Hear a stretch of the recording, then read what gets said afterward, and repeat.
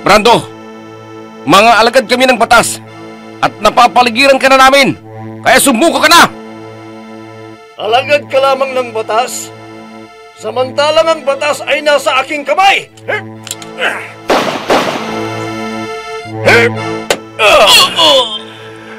Nagkamali ka ng binangga, kaya katapusan mo na ngayon! Cardo! Anong ginagawa mo dito, Sofia?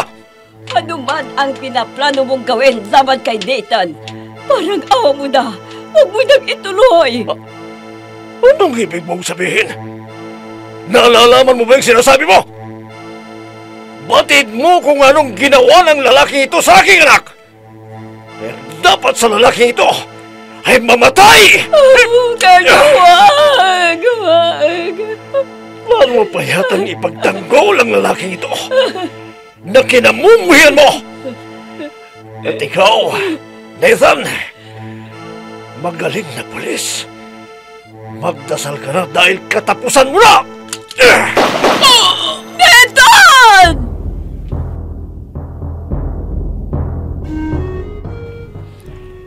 Batas sa aking kamay! Kwento ng paghiganti na bunsod na galit at pagkamuhi nang walang sapat na dahilan sa pagkakamali ng kahapon. Batas sa aking kamay!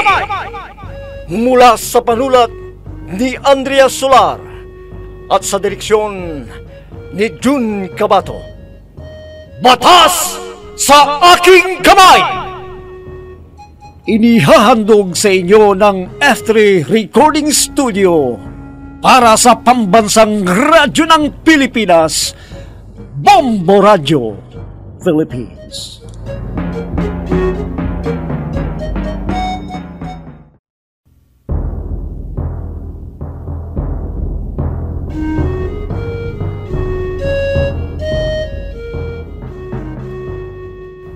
At ngayon, mga kaibigan, narito ang pagpapatuloy ng ating dulang pinamagatang Batas sa aking kamay!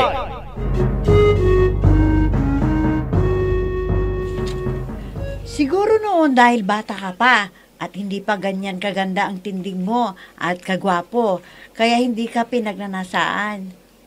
Ano ka ba naman, Mabel? Kung ano-anong sinasabi mo? O hindi ba? Isipin mo na lamang ha.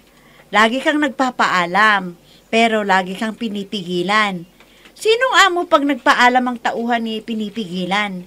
Meron siguro, pero iba sa'yo. Kasi galit nga siya sa'yo.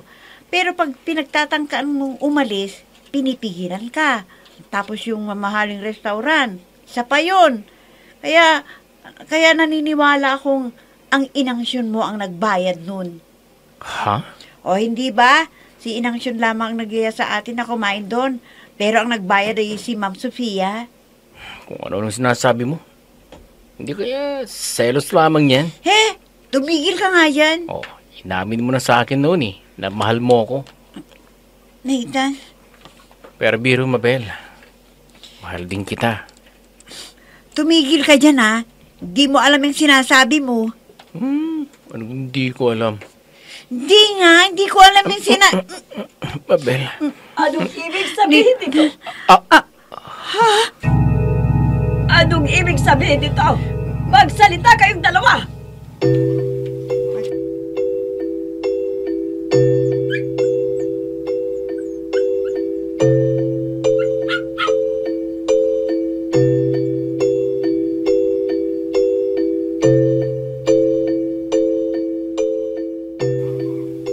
Ngayon na pansamantala kang nakalaya sa kulungan.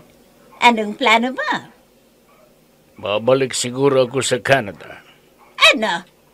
Kararating lang natin ngayon. Kaya nga. Ngayon nga kararating lang natin natitiktikan na tayo kaagad sa mga dating pagkayang panahon. Ano? Susuko ka ng ganon-ganon na laban? Pagkatapos mong nasimulan ng matunggumpay ang organisasyon, ay susuko ka na lamang? Ano Anong ginagawa ng pera mo? Tama ka. Sa pamamagitan ng pera ko, ay matatagpan lahat ng krimeng nagagawa ko. Pero sa naisip ko, palagay ko ay mas magtatagumpay ang operasyon ng organisasyon. Sa anong paraan? Sa pamamagitan ni Brandon. Ano? Sa pamamagitan ni Brandon? Martin, yan ang huwag na huwag mong gagawin. Oh, bakit ate? Anong masama kung gagamitin natin si Brando? Tignan mo, naipatagpo niya ang organisasyon kahit wala ako. Walang aberyang nangyayari. Kopyang-kopya niya ang ginagawa ko. Akala ko ba'y patatakbuhin mo siya bilang congressman ng bayan? Oo, Oh, bakit mo siya gagamitin? Paano kung pati siya ay pinanghinalaan? Mabuti lang sana kung congressman na siya. Baguhan pa man wala pang karanasan sa pasikot-sikot sa politika. Baka hindi niya makayanan. hindi naman ibig sabihin na gagamitin ko siya sa pagtutulak ng binagbabawal na kamon.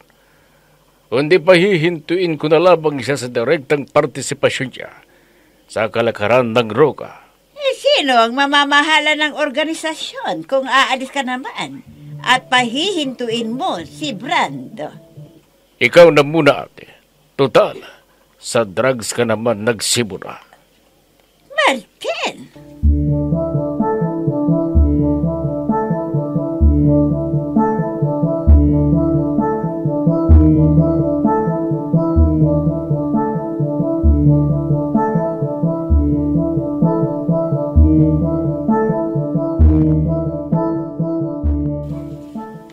Magsalita kayong dalawa. Anong ibig sabihin dito? Magkasintahan ba kayong dalawa, ha? Ho? Ma'am? Magsalita kayo! Opo, ma'am. Magkasintahan po kami ni Mabel. At kailan pa ninyong ginawang motel ang tahanan ko, ha? Kailan pa? Hindi naman namin... Halika, Mabel. Sumunod ka sa akin. Opo, ma'am. Ikaw Mabel! kasi. Halika na! Opo, ma'am. Nandiyan na po.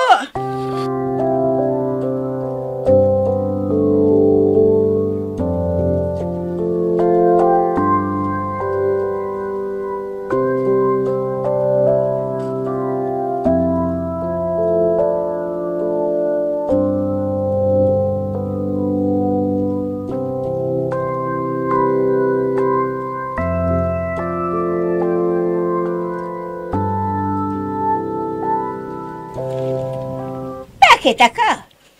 Tapos na ako sa ganyang gawain, Martin. Pansamantala lang ate, habang pinapalamig ko ang sitwasyon.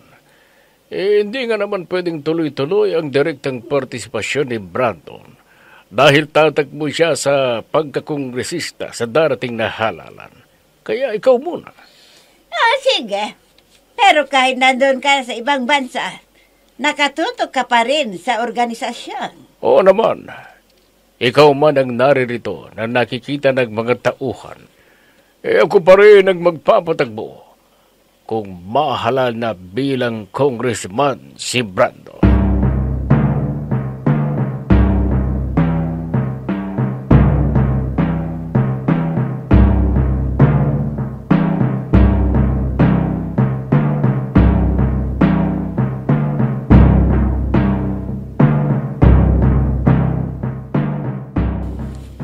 Anong ibig sabihin ng nakita ko kanina, Mabel? Magkasintahan ba kayo ni Nathan? Parang ganun, ma'am. Anong parang ganon?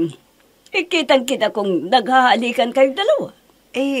Kanina lang naman po niya ako hinalikan eh. Gusto mo rin ba siya? Sabihin mo ang totoo. Oo po, ma'am. Kung ganon, impake mo na ang mga damit at mga gamit mo. Ho! Hindi ka natitira sa bahay dito.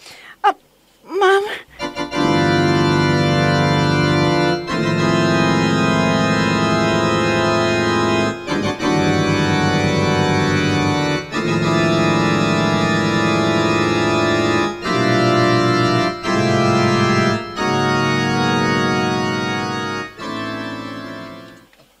Sir, mabuti naman nakalabas na kayo ng kulungan. Oo nga. At kaya naparito ako para pag-usapan ng maraming bagay bago ako alis. Aalis kang muli, sir? Oo, kailangan. Nakita mo naman, hindi pa nga ako nakakalabas ng airport, nahuli na ako. Pero hindi ba't nakalabas ka na? Ito nga't naririto ko na ngayon. Oo nga, dahil nakapagpiyansa ako. Pero hindi ibig sabihin na hindi na ako makukulong muli. Anong ibig niyong sabihin, sir? Kung nakakuha sila ng malakas na ebidensya, baka yun ang gagamitin nila laban sa akin at tuluyan na akong makukulong. Kaya bago pa nila mailabas ang mga ebidensyang yun, kailangan na wala na ako dito sa bansa. Kung gano'n ako pa rin ang mamamahala sa organisasyon? Hindi na muna, Brandon. Anong ibig niyong sabihin? Ang Marita mo muna ang pansamantalang mamamahala habang wala pa ako. Ang ibig mo bang sabihin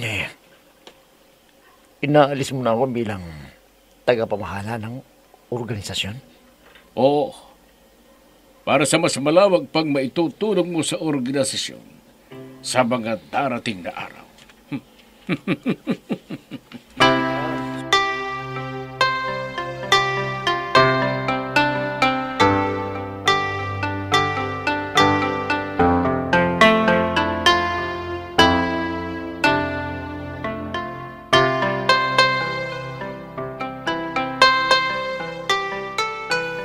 Mahal mo ba si Dayton, Mabel? Opo, ma'am. Mahal ka rin kaya ni Dayton? Yun ang hindi ko pa po alam, ma'am. Ano? Hindi ba sinabi mong magkasintahan kayong dalawa? Hindi ko pa po alam dahil hindi naman po siya nagtatapat ng pag-ibig sa akin eh. At bakit kayo naghalik ang dalawa? Iwan ko po sa kanya, ma'am. Bigla na lamang po niya akong kinabig at hinalikan. Pero talagang mahal mo si Dayton. Opo, ma'am. Matagal na po. Bueno, sa bagay na yan, ay wala akong magagawa. At talagang pagdadaanan ninyo ni Dayton ang ganyan. Sa bagay, dalaga ka, binata siya. Walang masama. Hindi ako tumututol sa pag-iibigan ninyong dalawa ni Dayton. Kaya lang, kailangang umalis ka muna sa bahay na ito. Huwag kang mag-alala. Magtatrabaho ka pa rin sa akin bilang personal assistant. Yun nga lang, hindi ka na dito sa bahay titira.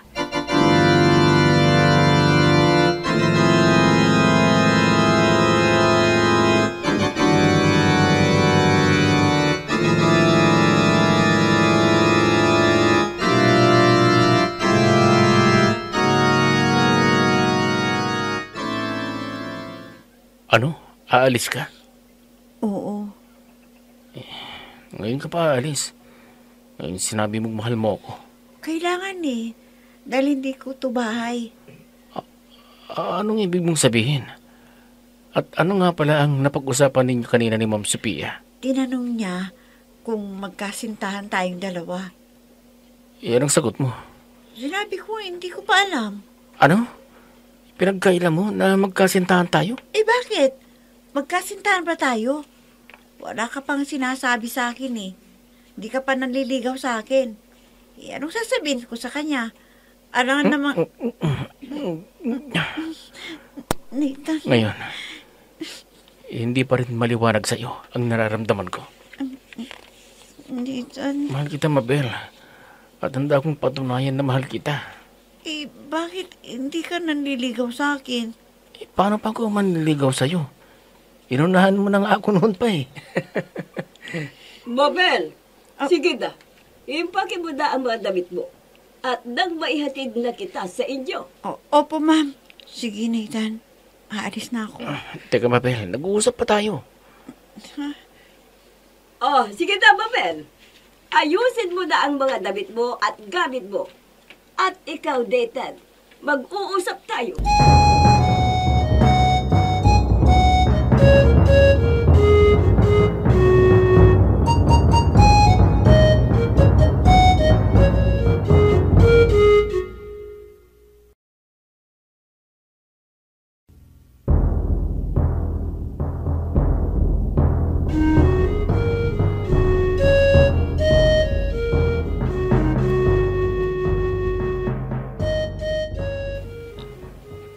dangan din lamang na pinapaalis ninyo si Mabel.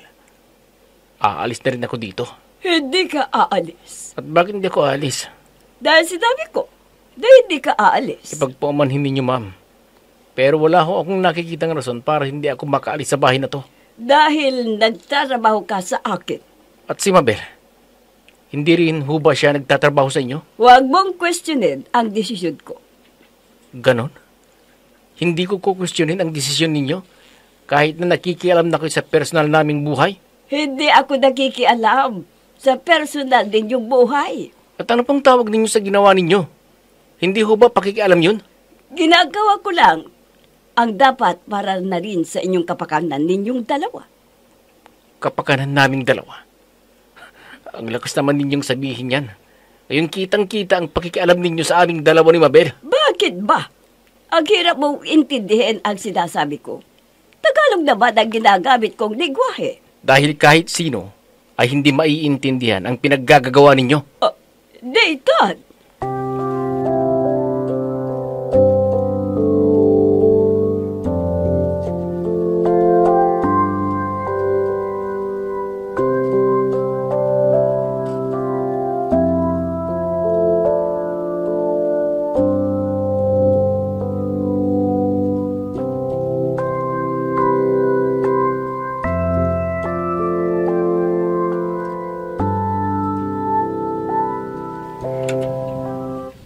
Hi, Papa. Good morning. Kumusta ka na, anak? Kumusta na ang first day of work mo? Okay lang, Pa. Kayang-kaya ko ang trabaho. At mabait ang boss namin, kaya komportable akong nagtatrabaho. Mabuti naman kung gano'n. Ang kuya mo nga pala, umuwi na ba? Kaya naman, Papa.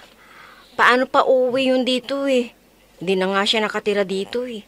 Di ba 2 malalaking malita ang nilagay niya sa kanyang sasakyan? Ang ibig ko lang namang sabihin, anak, kung dumaan dito para kumustahin tayo. Naku, Papa. Asa pa kayo sa taong yun? Nagsasarili na siya. Para labas na tayo sa buhay niya.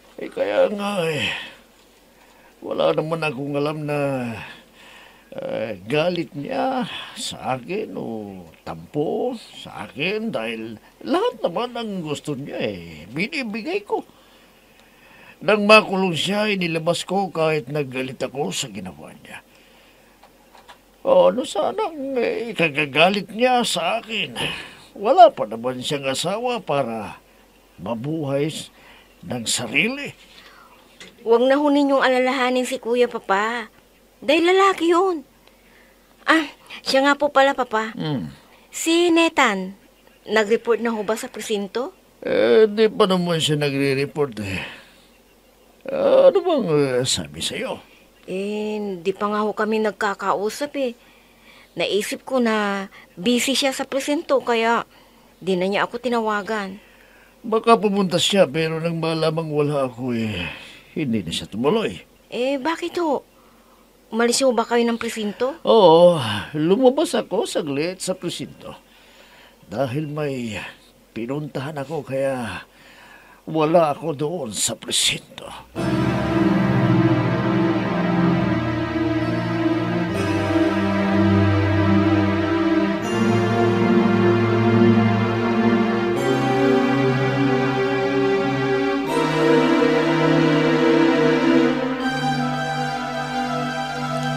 Umabi na sa akin si Mabel. Magkasinta na kayong dalaw. Ano naman po kung magkasintahan kami ni Mabel? Anong masama dun? Dalaga siya. Binata ako. Ginagawa ko lamang ang mga ito para sa kapakanan ninyong dalawa ni Mabel. Paano kung nabuntis mo siya? Ma'am, muli akong humihingi ng paumanhin pero pakiusap. Huwag naman ho ninyo akong piliting pagsalita ng mga bagay na masasaktan kayo. Dahil kahit papaano, nire-respeto ko pa rin kayo. Kung nire-respeto mo ako, hindi mo question ang desisyon ko. Desisyong ano? Ang paghiwalayin kami ni Mabel? Ang pagkailaman ang pag-iibigan naming dalawa? Hindi ako nakikialam sa pag-iibigan ninyo. Kung ganun, ano to? Bakit ninyo kami pinaghihiwalay? Hindi ko kayo pinaghiwalay, di ba, Bel? Hindi ninyo kami pinaghihiwalay ni Mabel? Hindi kayo nakikialam sa amin? Eh, anong tawag ninyo sa ginagawa ninyo ngayon? Hindi ba't maliwanag na pakikialam nito sa buhay naming dalawa? Kapakanan mo ang iniisip ko. Kapakanan ko? At kailan ka pa nagkaroon ng karapatan para pakialaman ang buhay ko? Ha? Ma'am Sophia? Kailan pa?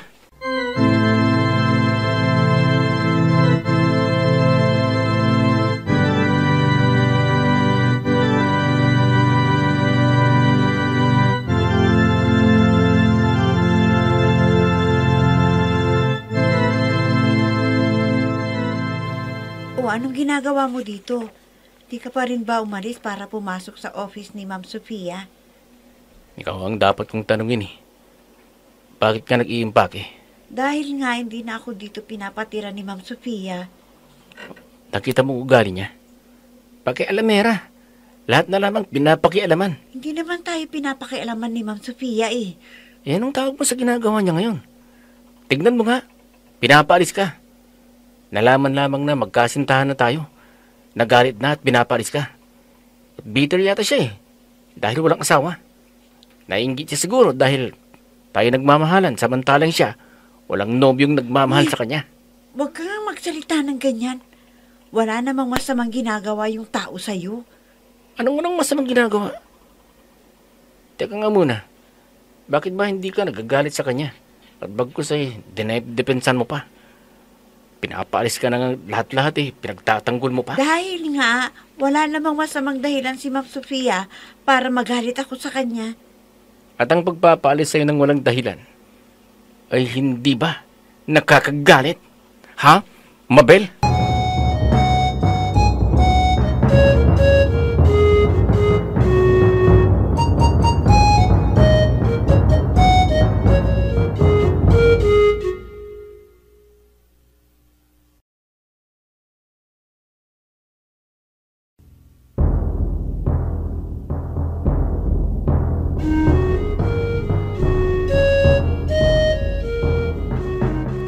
Ano kaya ang mangyayari sa tagpong yun na nadatnan ni Ma'am Sophia? Mga kaibigan, huwag ninyong kaligtaang subaybayan ang pagpapatuloy ng ating dulang pinamagatang Batas sa Aking Kamay! Mga nagbibigay buhay, sina Amid Diaz, Mayra Abrihal Narnola, Eva Alcoreza, June Cabato, Robert D. Guzman, Oscar Ora. Mula sa panulat ni Andrea Solar at sa direksyon ni June Cabato. Technical supervision at sa musika ni Oscar Ora. Batas sa Aking Kamay! Inihahandog sa inyo ng F3 Recording Studio para sa pambansang radyo ng Pilipinas, Bombo Radio Philippines.